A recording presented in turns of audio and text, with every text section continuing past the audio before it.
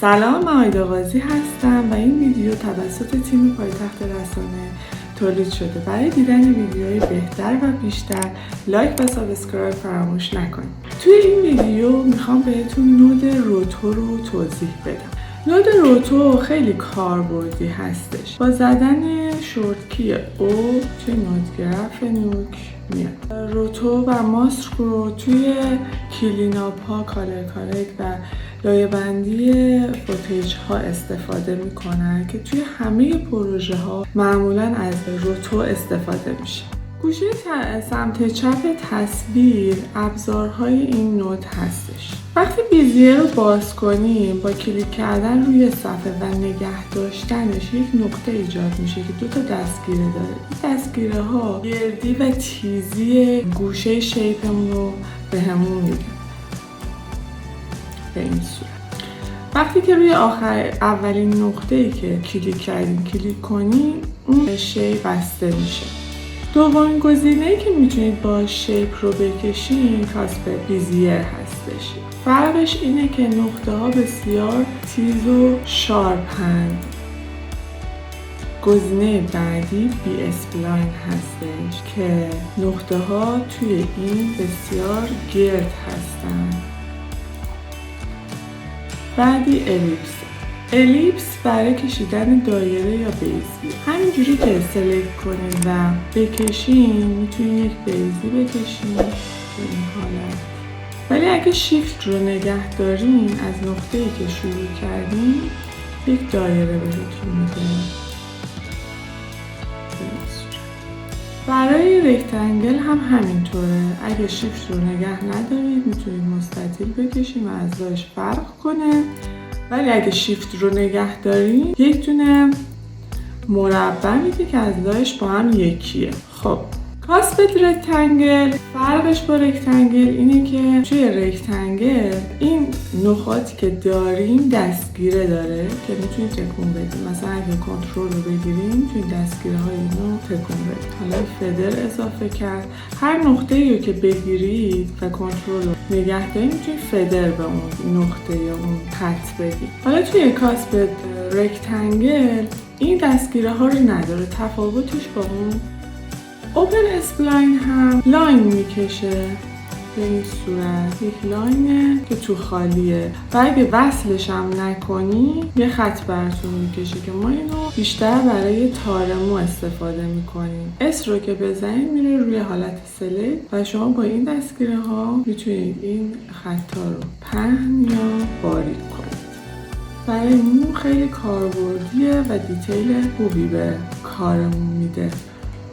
خب الان اینجا انواع سلکت ها رو داریم. سلکت آل که مشخصه دیگه، این آبجکتمون رو سلکت میکنیم جابجا میکنیم. گزینه بعدی سلکت اسپلاینه که خط رو سلکت میکنه. بعد سلکت پوینته که نقطه ها رو سلکت میکنه و جابجا میکنه. بعدی سلکت فدر هست که فدرمون رو جابجا میکنه. حالا روی همین سلکت آل هم که باشیم همه این کارا رو میتونیم انجام بدیم. حالا برای اضافه کردن نقطه به شیپمون اینجا اد پوینت رو داریم که روی هر نقطه از شیپی که سلکت هستش بزنیم اونجا برامون یک نقطه جدید اضافه میکنه. این کار با شورت کی کنترل آلت و کلیک کردن هم میتونید انجام بدید. و روی حالت سلکت باشیم. برای ریموو پوینتمون هم از اینجا میتونیم انتخاب کنیم و روی اون نقطه‌مون بزنیم و ریمووش کنیم. همین که اگه روی سلکت باشیم و یک نقطه رو بگیریم دیلیت رو بزنیم دیلیت میشه. کاسپ پوینت هم نقاط گردمون رو تیز میکنه. مثلا اینجا اگه روی این نقطه بزنیم به این حالت در میاد. اسموت هم برعکسشه دیگه. نقاطی که البته باید سلکت باشه دیگه. نقاطی که تیزه رو وقتی که روش بزنیم بهش از این دستگیره ها میده و گردش میکنه، اسموتش میکنه. خب بعضی وقتا هم مثلا اگه بخوایم شیپمون باز باشه وقتی روی شیپمون سلکت کنیم آخرین نقطه‌ای که به هم وصل شده قطع میشه یا اگه روی این بخوایم کار بکنیم. حالا توی شیپ نمیدونم کاربردش چی میتونه باشه، من تا حالا استفاده نکردم، ولی توی اوپن اسپلاین گزینه خوبیه. ریموو فدر هم که مشخصه، فدره اون شیپ رو پاک میکنه. تمام این گزینه هایی که بهتون گفتم وقتی که شما کلیک راست بکنید اینجا هم وجود داره برای اینکه فدرتون رو از بین ببرین، ریستش کنید، برای اینکه فدر بدین. شورتکی هاش هم وجود داره، شورتکی ای برای فدر دادن هست. برای اینکه نقطه ای رو اسموت کنین یا اسموتش رو از بین ببرین، مثلا اینجا من اگه شورتکی زد رو بزنم اسموت میشه، شیفت زد رو که بزنم این برمیگرده به حالت قبلیش. خب وقتی که شما اینجا شیپ رو میکشید توی این بخش شیپ ها میاد و میتونید با دبل کلیک کردن اسم گذاری کنید. بعد اینجا خاموش روشنشون کنید که آیا این شیپ باشه یا نباشه. بعضی وقتا احتیاج هست که لایه‌مون رو قفل کنیم که دیگه اتفاق جدیدی روش نیفته و یهو حواسمون بهش نخوره که تغییری توش ایجاد بشه. این گزینه برای اینه که رنگ لاین خط دور شیپ رو تغییر بده. الان اینو من دارم تغییر میدم یا این یکی رو. گزینه بعدی رنگ RGB این شیپ ها هستش. دبل کلیک که بکنیم این هم میتونیم تغییرش بدیم. الان من تغییر دادم ولی اینجا نشون داده نمیشه. چرا؟ چون که ویورم روی حالت آلفا هستش. وقتی که A رو بزنیم، موسمون روی قسمت ویور باشه و A رو بزنیم روی حالت آلفا میره.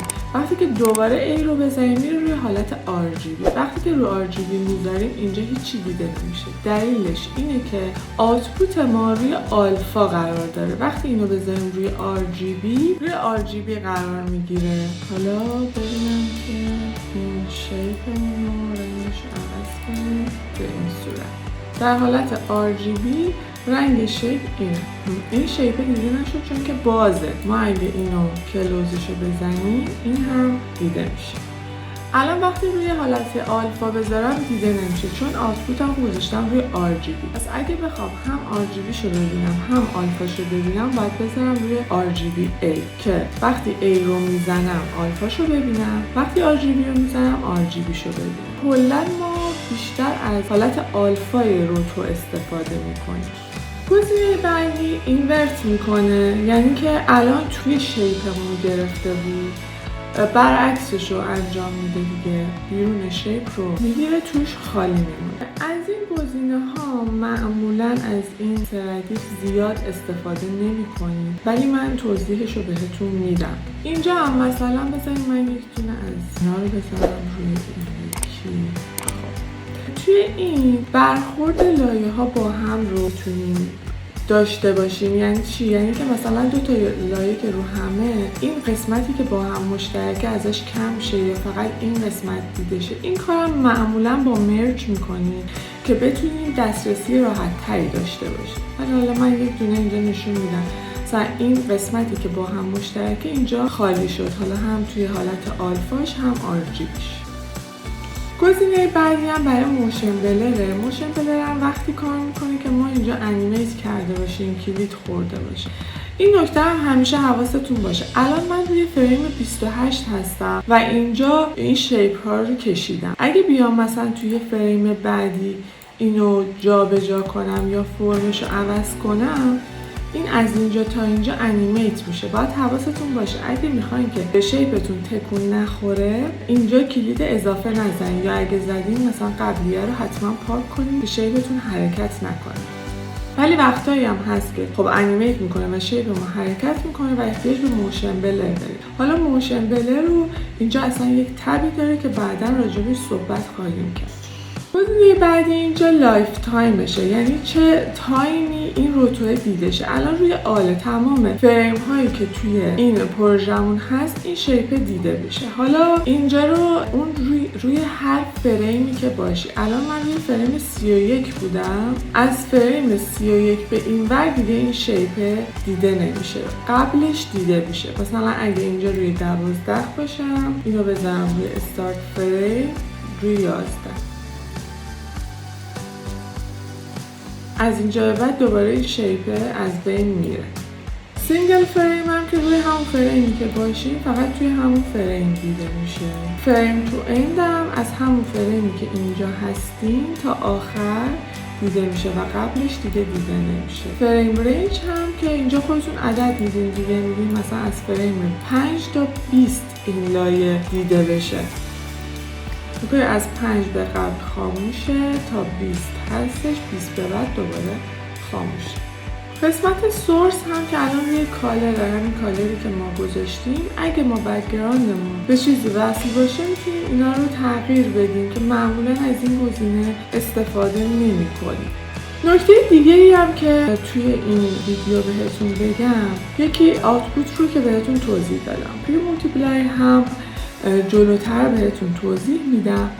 کلیک تو هستش. کلیک تو اینجوریه که الان ما این شیپ هایی که کشیدیم توی این کراپ از سایز پروژه کشیدیم. یعنی اگه مثلا من یه دونه رکتنگل این گوشه بکشم و یک ترانسفورم بهش بدم، اینو جا به جا کنم، این اینجا کات شده چون سایز تصویر براش مشخص شده که سایز پروژه باشه. برای اینکه این مشکل پیش نیاد، چون خب خیلی وقتا پیش میاد ما یه چیزی رو ماسک میکنیم سایزش با سایز پروژه‌مون یا با سایز تصویرمون یکی نیست و یهو این وسط ماسک کات میخوره. اینجا کلیک تو رو باید بذاریم روی نو کلیک، یعنی که به این کراپی که داریم، به این باندینگ باکس کاری نداشته باشه و همون محدوده ماسک ما رو آلفاشو نشون بده. خب این ترانسفورم رو دیلیت کنم. حالا اینجا هر لایه‌ای که روش سلکت باشیم میتونیم اپاسیتیشو کم یا زیاد بکنیم. تمام گزینه‌هایی که اینجا قرار داره کلید هم میخوره. میتونیم کلید بزنیم که اینجا اپاسیتیش زیاد باشه و بیایم جلوتر اپاسیتیشو کم کنیم، یعنی به مرور این لایه از بین بره.